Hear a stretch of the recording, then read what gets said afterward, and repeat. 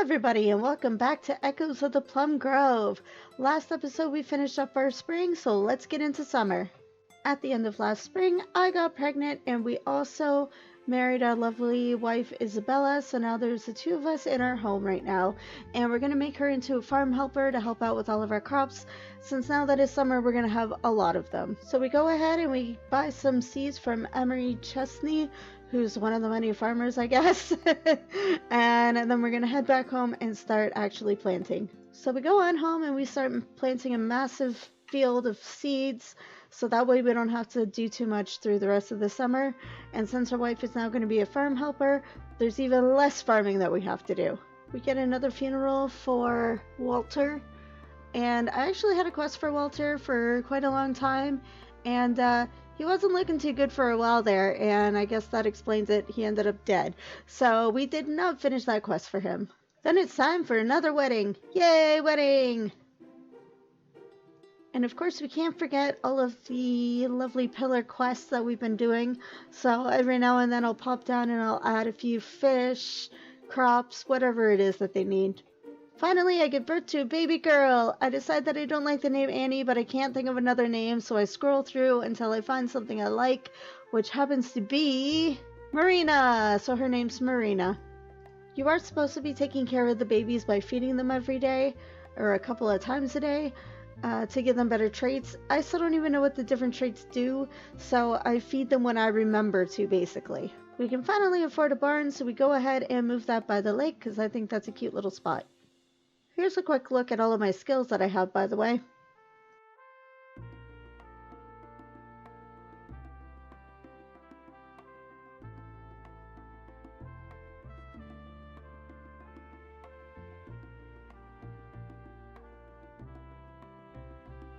And Marina finally grows up.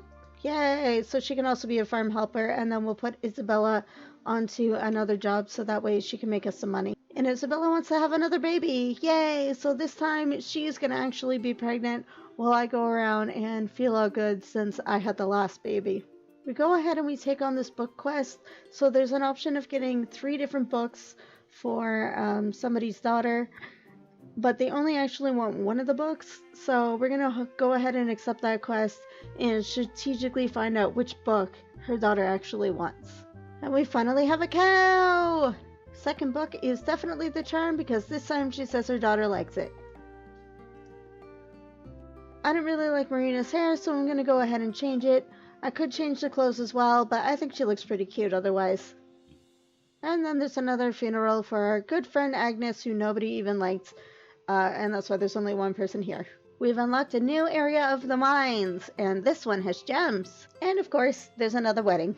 Isabella has our second daughter, yay! And this time I decide I'm just going to stick with whatever name comes first, and it happens to be Stella this time. Gigi died, who I forget who that is, and there's a bake-off as our next event, so we're definitely going to check that one out. Now that I have a cow, our new meal is going to be the journey cake. We can make lots of flour for cheap, and of course lots of milk, so we can have journey cake to enjoy a simple breakfast meal and to sell as well. It's time for the bake-off! So it's pretty simple. Each judge is going to ask for a different recipe or a different food that they want, and you have to bring it to them, but you can only make food that you know how to make.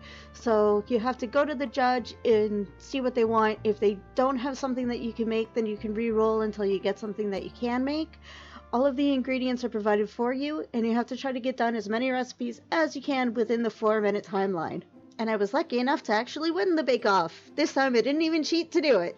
The prize for winning was a recipe for a cake, and 500 gold coins.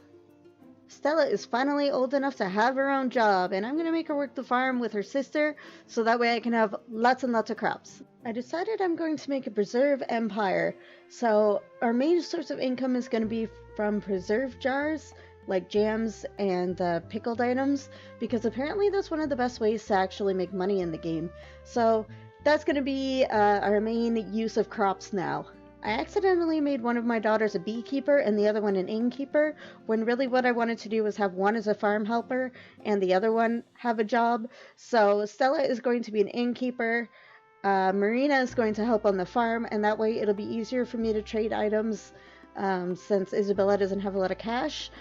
and still have somebody on the farm. The problem is that because I had 2 of them in the job, I now have to harvest this whole field by myself. You can actually combine different ingredients to make new recipes in the game, and so I use milk, tea leaves, and lavender to make a nice lavender tea. Thankfully, I already knew that recipe, otherwise it could have turned out into a disaster.